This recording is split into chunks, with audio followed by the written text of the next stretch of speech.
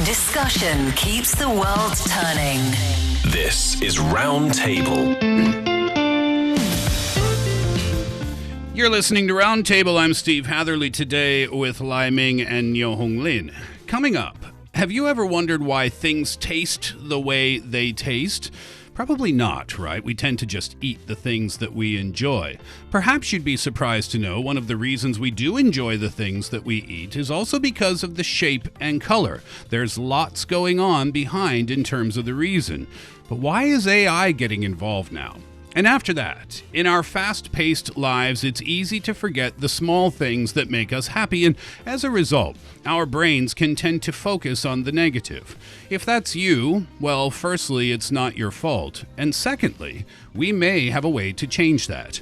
Our podcast listeners, that's you. You can find us at Roundtable China on Apple Podcast, and please don't forget that we want to hear from you as well. An email, yep, that's pretty good, but a voice note is spectacular. So you can send those our way with your thoughts on any of the issues that we discuss here on the show.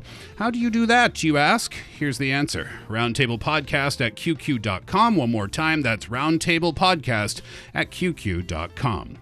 And now, did you ever think about the connection between the shape and color of foods and how that affects the way that we taste it?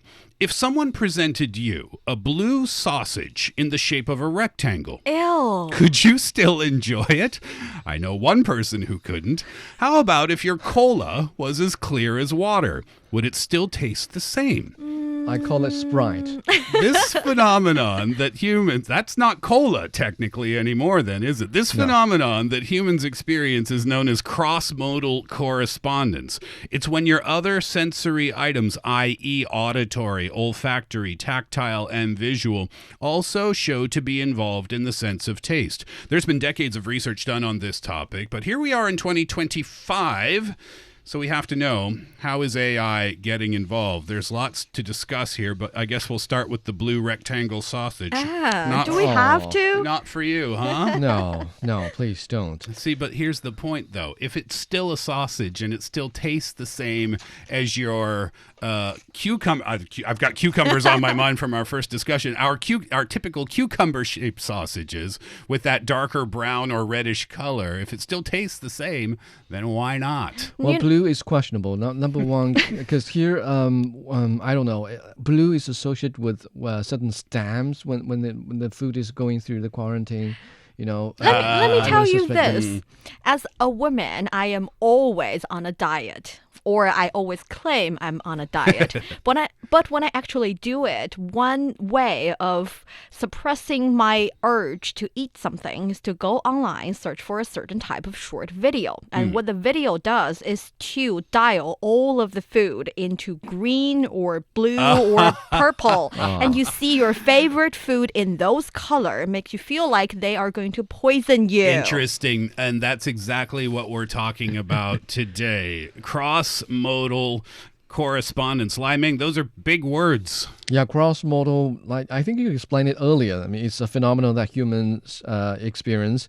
We often associate other sensory results with the one that we are experiencing. For instance, we associate redness and roundness with the taste of apple. We associate yellowness and elongated shape with bananas. And it's how we teach our kids to recognize stuff in the world. I mean, our brains have been programmed to perceive and recognize and operate on that basis. And if you change the premise, if you change the indexes, then our brains might get mixed results. Yeah, and experimental evidence for this phenomenon, they started this back in the 1970s with studies that suggested that red and pink hues are associated with sweetness, yellow or green with sourness, white with saltiness, and brown or black with bitterness. And these general patterns have now been replicated many, many, many times over using multiple experimental methods. Yes, and actually a multinational collaboration led by Xiao actually Xiaoan Wan at Tsinghua University in China found similar cross-model correspondence in Chinese, Indian, and Malaysian participants. Similarly, they chose these 5 basic taste terms and also different colors actually certain colors and shapes, so that these different colors and shapes would be associated with bitter, sour, and sweet tastes. So the results are quite similar, even though actually there is a tiny little point that based on different cultural background, people would have different understandings and different correlation links with these colors and shapes. For example, white to Chinese people are not that salty. So what's associated with the color white then? Is there any taste associated with that, do you think? Sweet. Sweetness. That's the color of the Or plain. sugar. Plain. Well, I don't think You're white... thinking yogurt now? Yeah. So I don't think white is, well, definitely it's not associated with bitter or with salty for many Chinese Right, people. because here in China we use soy sauce, so we commonly associate brown or Darker color, salty. with salty. That was one of the interesting takeaways from that study, is that cross-modal correspondence is different depending on which culture you're talking about here. But where did this begin with humans? How did we come to make such associations? Well, actually, that's up for debate. We have Carl Spence, is the head of the Cross-Model Research Laboratory at the University of Oxford. And he said, well, the safest assumption is that we learn them all, and they could be thought of as kind of the internationalism of the... internalization. Oh, thank you. Because your brain sort of absorb the statistics that you go throughout your life, and then it's set in your brain. Yes, and in nature, fruits go from green when they're sour to redder and warmer hues, orange or red or pink when they are sweeter. So that's how we get the association in our head. So we see those from kind of the minute we're born. We grow up seeing that in nature. We draw conclusions, we absorb them, we take them for granted. Interesting. Okay, so therefore, that's how humans have come to make that connection. So then what's AI's role in this? Researchers are trying to find out if AI can replicate this or does replicate this? Well, researchers at the University of Tokyo investigated whether generative AIs trained on human data would report the same associations, the cross-modal respondents association we mentioned earlier. And they asked the AI-powered chatbot ChatGPT to answer the same kinds of prompts that had previously been given to human participants. Interesting. Yeah, for instance, to what extent do you associate round shapes with sweet, sour, salty, bitter, and umami tastes? And please answer this question on a 7-point from 1 to 7 scale.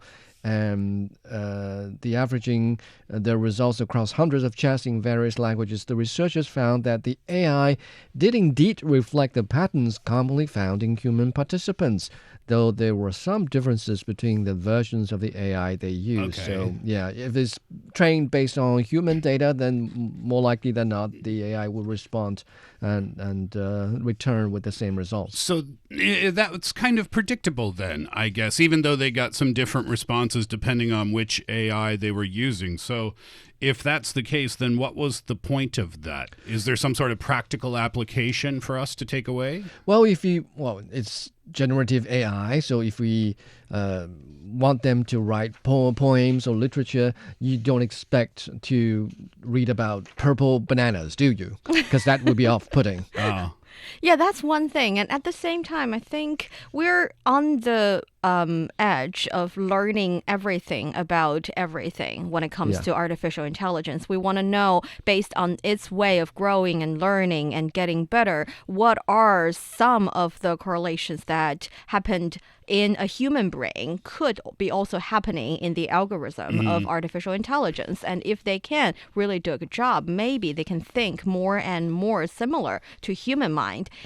which means that in the future, maybe for someone who is working in advertising or marketing, they can have the AI helping them to design the packaging or the logo of a certain food, which will sound even, will look even tastier. See, I'm already thinking sound because it's not only color and shape, isn't it? If you're thinking about advertisement, it can be the jingle of an advertisement. It can be, it can be anything. It can be anything. They did another study where they wanted to know how much packaging played a role. So what they did was they took dark, bitter chocolate, which I know Niu Honglin loves very much.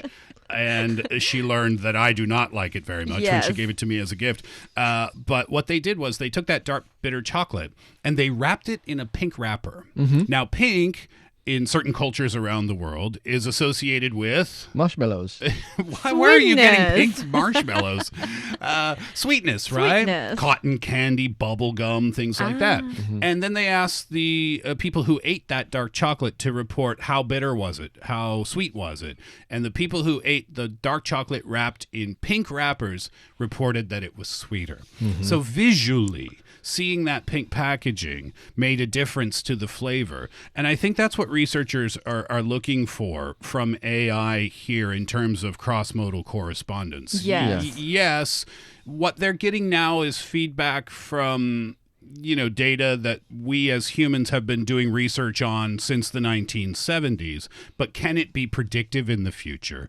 And can it be used in business? And actually, I have to say, human brains are much more easily manipulated than you could That's think. the same conclusion I was drawing in preparation for this topic. I mean, it's really kind easy. of sad. It's kind of sad to realize that how human beings are so easily programmable and suggestible by the things around us. Yeah. And now we in training the AI to recognize the same kind of cross-modal respondents that human brains might have, we are giving the AI leverage to program us, when they rise above us. And I even have an example here. That is, some people are very picky when it comes to food. Actually, a picky eater can only accept about 20 types of food in their lifetime. Oh, so really? The really picky ones. So in order to affect or to persuade them to try new food, here is an experiment. They selected 5 persons, having them try new food, the kind of food that they have never tried before. And guess what? If the food are put in red, white, and blue bowls, apparently they would have different reaction when it comes to trying this new food. In this particular study, which is done in the UK, the food in the red bowl are much less accepted because in England, the salty food are usually packaged with blue packages so that the ones in the blue bowls are much more liked. You can even use color of different of these bowls or plates to persuade a picky eater to try more food. Easy to persuade. I wonder if that works on kids too, who are really picky with their vegetables. I couldn't find any research done on that. Talking about cross-modal correspondence and the connection between colors and its influence on us. Do you remember, now this, you might not remember this is back in 1992, 1993. Do you remember Crystal Pepsi? No. Pepsi, the cola.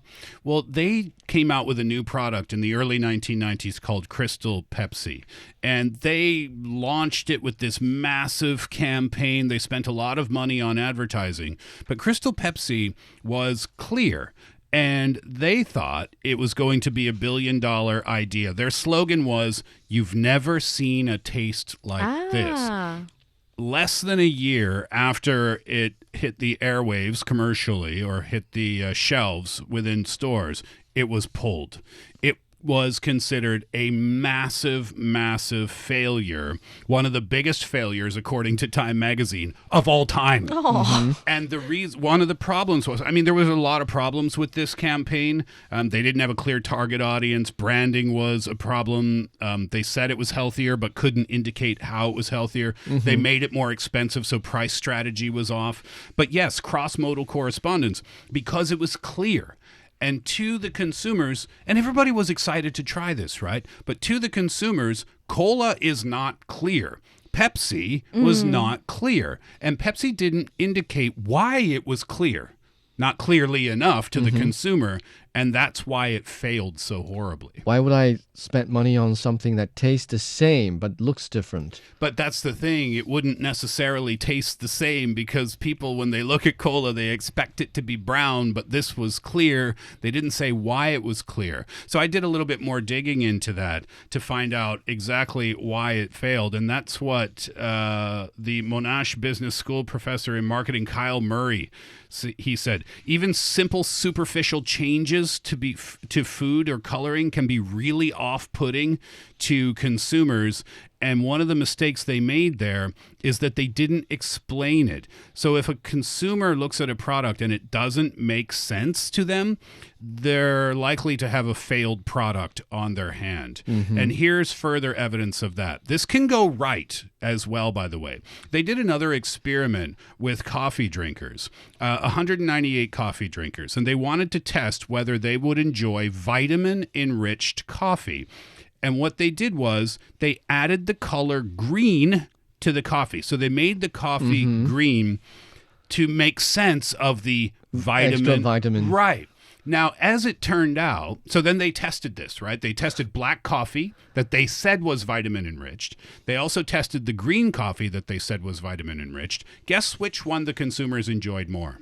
I cannot believe it's the green one. It is the green one. Yes. It is the green one because it made sense to their brain. Ah, it's green because it's vitamin enriched. Oh, this black coffee, vitamin enriched black coffee? What? No, I don't like this. It doesn't taste right. They chose the green one. I'm further saddened by the findings because it really reinforces the point that our brains are suggestible. Well, Our decisions can be affected by a set of I wouldn't say kind of codes. Like you have to spell the right incantations into the ears of your recipient so it makes sense in their brains, and then they'll be acceptable to whatever you're doing to them. I don't know. I agree with all sad. that. And also, I've tasted blue cola myself. I've even used the blue cola to make the blue cola chicken wing. Not so good. I've never heard of that No, before. not good. And also, I heard what Steve has said about the green coffee. But all that being said, I still would like to enjoy my, usual color cola and coffee. Yeah, but I mean, I you're right, and I agree with you as well, Laiming, that we're just so easily influenced. But from a business point of view, that's fascinating and also terrifying. It is. Because if a business launches a new food or beverage product and one thing is off that doesn't make sense to the human brain, to the consumer's brain, they're doomed. Millions of dollars Exactly. are wasted. Our brains like Exactly. computers. You have to input the right code for it to work. Indeed we do. You're listening to Roundtable, and here's what's coming up next. It's not easy to be happy all day. Our lives are filled with different stresses, no matter who we are or what we do. But we may have a way to help you turn your frown upside down. Stick around. Looking for passion? How about fiery debate? Want to hear about current events in China from different perspectives? Then tune in to Roundtable, where East meets West and understanding is the goal. You're listening to Roundtable with Steve Laiming and Niu Honglin, and finding ways, I think we can agree, to make ourselves feel good about what we do or what we go through on a daily basis sometimes seems harder than it should be. And perhaps that's because we don't take the time to remind ourselves of the good things that happen to us, but it's not just that. There's science behind it too. That said, according to researchers, writing down some of our positive daily experiences can have a positive effect on our overall mood. So, Niu Honglin, what's going on here? Well, actually, it's not what's going on. It's been here for quite a long time. The research go back to 2005. And the reason we're picking this topic is particularly because we want you to have a really good year of 2025. So we wish by giving you this, research result as well as some suggestions helping you to write down your 3 good things, you can have a really good start. It's a good New Year resolution. To Yes, write 3 good yes. things about your life every day. Yes, but we understand that your brain is wired the way that we have to give you the reasons and the scientific backgrounds of it. Code. So we're giving you the information about the initial research, which again happened in 2005. It investigated whether any of us might use this method in everyday life to improve our well-being. Was indeed published in that year by Martin Seligman and Chris Peterson, two major figures in the field of positive psychology.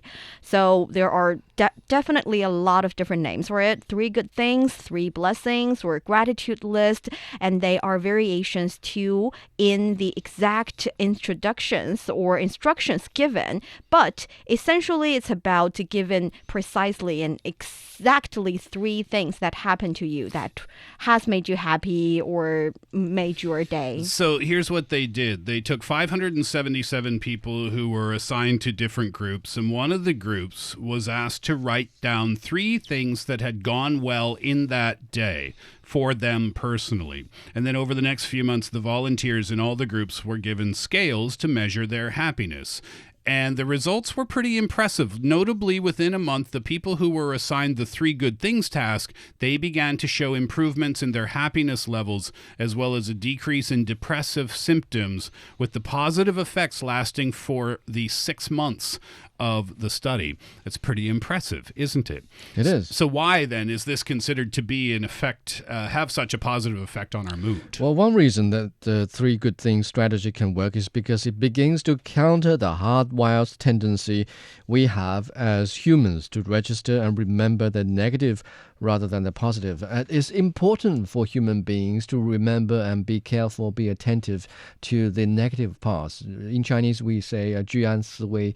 We think about risk and dangers and Yes, we potential do. risks. When even as we are safe, human beings thrive on this planet precisely because we had the intuition to be alert and to prepare for the worst.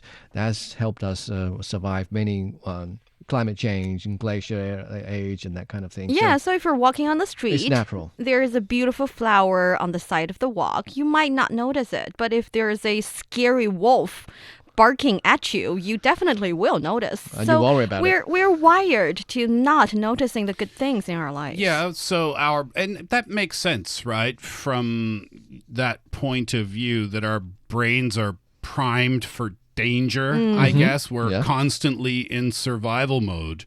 That's fine. That stayed with us for a long time. But we also live in a world of division and anger and hate and conflict. So when we combine that primed danger mode brain along with the constant, what it seems is constant, feed of negativity in our lives, that's where this negativity bias can start to overwhelm us. I think. And that's why the psychologists say that when something good happens to you, you should think about that I have a list of the good things. For example, if you happen to get a seat on a crowded subway, your brain will start recognizing positive things that happen to you and start searching for more. And after that, you will start to naturally recognize your happy little moments on a daily basis. Train our brains. Now, we should say that this is not for everyone. This isn't guaranteed to pull you out of your depression. And also, it depends on where you are in the world. They did this study with Indian students that write down 3 positive things, and the Indian students didn't like it because apparently writing homework is really common in Indian high schools. So the students felt this is just extra homework. Oh, no. So it's not guaranteed success, but it is a positive exercise. So I've asked the both of you to write down 3 positive things that happened to you in the last 24 hours. So, Laiming, what did you come up with? I had a play date for my son with his friend, and he seemed to enjoy it. And I think if he enjoyed it, it made me happy. And the other important thing in the theory is that we have to find out what caused them to go well.